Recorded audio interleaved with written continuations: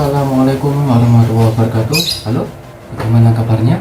Kali ini saya akan membahas tentang cara membuat proposal skripsi ya, khusus jurusan Teknik Informatika. Pertama, bahwa kita harus bisa menentukan judul skripsi ya. Judul skripsi bisa dicontoh dari kakak kelas ya, kakak kelas mahasiswa di kampus kita sendiri atau kampusnya orang lain. Setelah kita mendapatkan judul skripsi terbaru yang sudah keren, bisa lawas ya, maka selanjutnya adalah proses pembuatan proposal skripsi. Nah, dalam membuat proposal skripsi itu kita harus mengerti struktur penulisan. Nah, struktur penulisan sangat penting dalam membuat latar belakang ya, latar belakang masalah. Kemudian di dalamnya itu ada struktur penulisan yang kita harus mampu menuliskan permasalahan secara urutan ya, secara urut. Dalam kenyataannya ya, bahwa banyak sekali ditemukan macam-macam bahasa dalam penulisan ilmiah. Nah, fakta ini sering tidak disadari oleh kebanyakan mahasiswa, sehingga sering ditemukan masalah penggunaan bahasa baku dalam penulisan karya ilmiah ya. Contohnya saja antara imbuhan dengan kata depan ya, antara di masak dengan di dapur. Kalau kita sudah ngerti bahwa di masak itu digabung ya karena imbuhan, dan di dapur adalah dipisah antara di dengan dapur, maka itu sudah satu langkah menuju tata cara penulisan yang sudah baik ya. Itu artinya kita sudah mengerti dasar-dasar dalam penulisan bahasa Indonesia ya. Minimal kita mengerti bedanya imbuhan dengan kata tempat ya, keterangan kata tempat. Kemudian jangan lupa juga dengan bahasa-bahasa baku ya, jangan menggunakan bahasa gaul ya, bahasa slang. Terutama kalau kita menyebut diri kita itu bukan saya ya, kalau di proposal skripsi, namun kita menggunakan kata ganti penulis. Misalnya penulis ingin membuat suatu program aplikasi, nah seperti itu ya, bukan kok saya ingin membuat program aplikasi, bukan seperti itu. Termasuk juga nanti kalau di buku skripsi kita harus menggunakan kata penulis ya, bukan saya atau kamu, dia, mereka, bukan. Kemudian kalau kita menggunakan responden ya, kita menggunakan data yang membutuhkan. Jika kita membutuhkan data yang memerlukan orang lain untuk mengisi data itu, maka kita menyebutnya adalah responden ya, responden, bukan mereka atau orang ya, bukan. Responden itu artinya misalnya gini, di dalam proposal skripsi penulis menggunakan data kuesioner yang diisi oleh 5 responden, nah begitu ya, bukan 5 orang ya, tapi 5 responden gitu. Nah, tata bahasa ini nantinya akan terkait dengan kalimat yang akan dibuat, di mana kalimat yang dihasilkan dapat memenuhi syarat sebagai kalimat yang benar. Untuk bisa mengenali apakah suatu kalimat itu bisa dikatakan sebagai kalimat yang benar atau gramatikal, maka seseorang harus punya wawasan bahasa yang baik, agar bisa mengenali kalimat-kalimat yang dihasilkan orang lain apakah gramatikal atau tidak. Tapi itu tidak perlu kita khawatirkan ya, karena bisa dipelajari seiring dengan waktu ya. Apalagi bagi yang mendapatkan dosen pembimbing ya. Dosen pembimbing itu biasanya membimbing itu juga ya, membimbing tulisannya itu. Biasanya kalau ada tulisan yang salah ketik atau salah penggunaan kata, nanti dibenarkan ya. Untuk membuat proposal skripsi kita harus mengerti isi-isinya ya. Isinya itu biasanya ada 3 bab ya. 3 bab itu bab 1, bab 2, bab 3. Bab 1 itu biasanya pendahuluan, bab 2 itu tinjauan pustaka ya, atau tinjauan teori. Bab 2 adalah tinjauan pustaka atau tinjauan teori ya. Kemudian bab 3 adalah rancangan atau desain. Di dalam bab 1 latar belakang masalah, pada subbab ini akan dijelaskan kenapa penelitian ini dibuat ya, dasar apa yang ingin kita buat, ada dasar apa penelitian ini kita buat. Kemudian sehingga nanti penting ya bagi kita dalam menuangkan permasalahan. Dalam latar belakang ini harus juga ditulis berdasarkan data dan fakta di lapangan. sesuai dengan objek permasalahan kita. Jadi pada tahap ini kita harus banyak membaca literasi ya, membaca sumber-sumber ya, buku-buku, jurnal yang berhubungan dengan penelitian yang akan kita ajukan. Kemudian setelah latar belakang dalam bab 1 ada rumusan masalah. Ada rumusan masalah dan batasan masalah. Rumusan masalah ini adalah kita harus menentukan masalah inti yang ingin kita selesaikan di dalam penelitian ini ya, di dalam skripsi. Selanjutnya kita membatasi agar masalah kita tidak melebar kemana-mana ya dari topik utama. Misalnya ada rumusan masalah bahwa kita membuat aplikasi yang menggunakan data tertentu. Nah, datanya itu kita batasi di batasan masalah. Misalnya kita hanya mengambil data dari 3 responden misalnya. Nah, coba kalau itu tidak disebutkan, nanti dosen penguji bisa meminta yang aneh-aneh ya. Nanti kita bisa dituntut untuk mengambil data dari 50 penguji. Nah, itu bisa gawat ya. Kemudian tujuan dan manfaat penelitian. Tujuan masalah menggambarkan hasil-hasil yang diharapkan dari penelitian, dari skripsi ya, yang biasanya adalah jawaban dari rumusan masalah. Jadi poin-poin dari rumusan masalah itu kita jawab pada subbab tujuan penelitian ya. Kemudian metode penelitian itu kita akan menjelaskan cara pelaksanaan kegiatan penelitian yang akan kita lakukan ya, mencakup cara pengumpulan data dan cara analisa kita di dalam penelitian tersebut. Nah, jenis penelitian itu ada macam-macam ya, ada dengan cara diperoleh dari buku-buku atau jurnal, ada yang dari studi lapangan. Studi lapangan itu data diambil langsung dari lokasi penelitian ya. Kemudian gabungan, menggunakan gabungan kedua metode tadi ya. Selain dari buku, jurnal juga dari lapangan ya, studi kasus. Kemudian sistematika penulisan, pada tahap ini kita menuliskan gambaran umum dari bab ke bab penelitian yang kita lakukan, sehingga dapat digambarkan langkah apa saja ya, langkah apa saja setiap bab penelitian yang akan kita tulis. Kemudian pada bab 2 ya, pada bab 2 itu adalah tinjauan teori ya, tinjauan pustaka atau tinjauan teori. Nah, itu isi-isinya adalah teori-teori berhubungan dengan penelitian kita. Misalnya kita membuat aplikasi yang berbasis PHP dan MySQL, maka kita tuliskan beberapa teori ya, teori tentang PHP, teori tentang MySQL, teori tentang sistem informasi dan lain sebagainya ya, yang berhubungan. Termasuk juga dengan database. Kalau kita menggunakan database di dalam skripsi kita jelaskan database yang kita gunakan. Yang pertama database apa, kemudian jenis database-nya apa ya. Misalnya menggunakan MySQL, maka itu kita jelaskan teori tentang MySQL itu apa ya, contohnya. Kemudian pada di dalam pustaka juga kita sertakan beberapa penelitian yang terdahulu. Jadi kita cari jurnal-jurnal atau skripsinya kakak kelas, atau ya biasanya jurnal itu kan hasil dari skripsi juga ya biasanya. Jadi kita cari jurnal-jurnal yang berhubungan dengan judul kita. Misalnya kita punya proposal skripsi yang judulnya adalah tentang bangun aplikasi e-voting atau pilkada ya.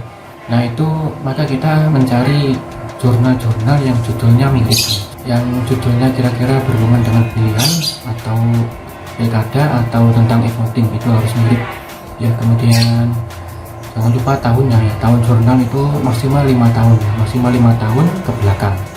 Jadi tahun ini kan tahun 2020, mendekati tahun 2021, maka kita cari jurnal yang tahunnya minimal ya, adalah 2015.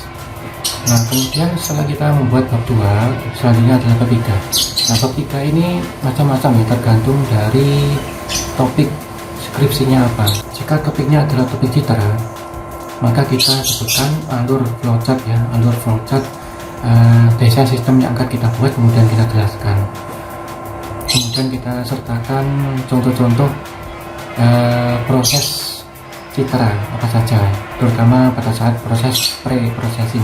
Kemudian jika topiknya adalah tentang sistem informasi ya, berhubungan dengan RPL, rekayasa perangkat lunak, maka kita sertakan DFD, CDM, kemudian kita jelaskan desain-desain aplikasinya ya, desain DFD itu dan desain database-nya kita jelaskan, dan kita sertakan GUI atau prototipe ya, GUI prototipe di bab 3. Kemudian jika topiknya adalah berhubungan dengan kecerdasan buatan ya, seperti klasifikasi, clustering, dan semacamnya, termasuk data mining.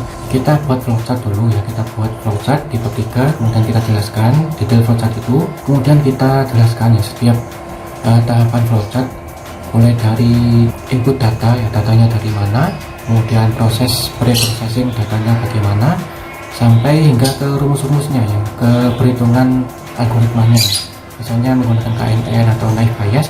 Nah itu kita contohkan ya cara perhitungan manualnya di bab 3 itu.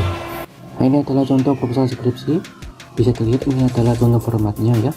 Ini ada judul tugasnya, proposal tugas akhir, kemudian ini adalah judul proposal yang akan menjadi judul skripsi, tapi nanti bisa jadi diubah ya oleh dosen penguji, tergantung nanti pas sidang proposal ya. Kemudian ini adalah logo universitas, kemudian ini adalah identitas mahasiswa ya, nama mahasiswa, NIM-nya apa, kemudian nama fakultas jurusannya, nama universitas, nama kabupaten atau kota, dan tahunnya, tahun berapa. Kemudian bab 1 ada pendahuluan ya, bab 1 pendahuluan, subbabnya adalah ada latar belakang yang tadi sudah saya jelaskan di awal. Kemudian ada rumusan masalah, rumusan masalah ada minimal 2 ya, 2 macam. Kemudian tujuan penelitian seperti yang saya jelaskan adalah menjawab ya, menjawab dari masalah, menjawab dari rumusan masalah. Kemudian batasan masalah adalah batasan sistem supaya kita tidak melebar nanti pada saat skripsi, supaya tidak lama dan supaya tidak susah dan sulit ya. Kemudian manfaat penelitian bisa bebas ya, tergantung dari objeknya apa. Kemudian sistematika penulisan biasanya sih ada bab-babnya seperti biasa ya, ada bab 1 pendahuluan, bab 2 landasan teori, metode penelitian, analisa, perancangan sistem, penutup, daftar pustaka. Jumlah bab dan jenis babnya nanti tergantung dari topiknya dan juga tergantung dari dosen pembimbing juga ya. Kemudian bab 2 adalah landasan teori atau tinjauan pustaka ya, sama saja ya, tinjauan teori sama saja, yang penting isinya adalah teori ya, teori-teori yang menjadi bahan dasar kita membuat penelitian skripsi ini. Ini adalah contoh kasus di mana sebuah kampus mengharuskan pada proposal skripsi ada review ya, ada review penelitian terdahulu atau skripsinya orang lain ya, jurnal orang lain, itu kita jadikan acuan ya. Jadi ini bisa kita cari di Google scholar.google.com. Nah ini bisa kita cari ya, dari sini kita masukkan judul skripsi ya, judul proposal kita di sini, nanti akan muncul ya, muncul hasil pencarian yang mirip dengan kita. Biasanya kebanyakan sih sudah muncul yang PDF ya. Misalnya kita klik yang ini ya, klasifikasi berita hoax di sini. Nah maka nanti akan muncul beberapa pilihan ya, beberapa hasil pencarian.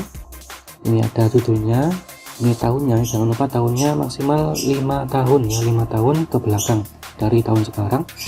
Kemudian di sini di sisi kanan ini ada PDF ini ada. Nah ini PDF apa? Ini adalah PDF jurnal ya, jurnal dari judul ini.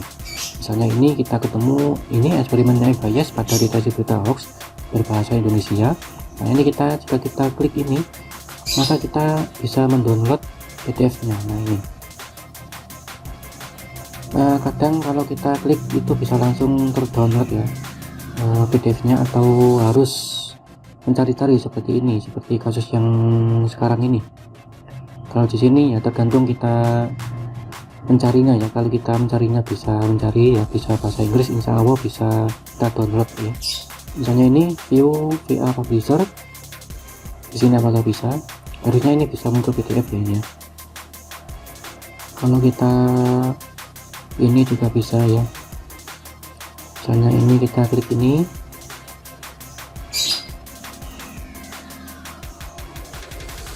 nah kita tunggu. Nah ini bisa langsung muncul PDF-nya ya, tergantung ya, nggak mesti. Kalau di sini, oh ini ada ini ada full text PDF bahasa Indonesia. Loh, masih seperti ini ya, download this PDF file. Nah ini bisa.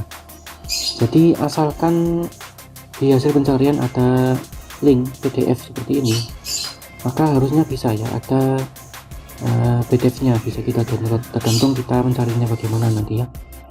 Nah, itu caranya kita jika ingin mencari jurnal ya, jurnal dari orang lain ya, jurnal skripsi yang kita jadikan bahan acuan di bab 2 landasan teori pada proposal skripsi, dan tentunya ini nanti juga masuk ke dalam buku skripsi nanti. Nah, setelah tiga review jurnal dengan judul yang mirip dengan proposal skripsi kita, maka kemudian adalah teori-teori yang menunjang penelitian kita. Misalnya di sini berhubungan dengan pajak, maka jelaskan teori-teori tentang perpajakan ya, pajak. Kemudian ada sistem informasi ya, karena ini berhubungan dengan aplikasi informasi ya, aplikasi sistem informasi ya. Nanti kita definisikan sistem itu apa, sistem informasi itu apa, informasi itu apa, sampai dengan basis data ya, MySQL, kemudian program yang kita buatkan menggunakan bahasa pemrograman, kita jelaskan menggunakan bahasa pemrograman apa, misalnya PHP itu apa. Kemudian ada desain sistem, biasanya di bab 3 itu kan ada flowchart, ada DFD, ada CTM, nanti kita jelaskan ya DFD, data flow diagram itu apa saja di sini ya. Kemudian CTM, PTM ini desain database kita jelaskan juga. Nah, kalau sudah selesai, kemudian bab 3 biasanya macam-macam ya. Bisa metodologi penelitian, bisa desain sistem, bisa rancangan sistem, dan semacamnya, bebas tergantung keputusan dosen pembimbing nanti ya, maunya seperti apa. Biasanya bab 3 itu diawali dengan flowchart ya, flowchart atau DFD seperti ini. Kemudian kita jelaskan per tahapannya, kemudian objek penelitiannya apa, analisa kebutuhannya apa ya,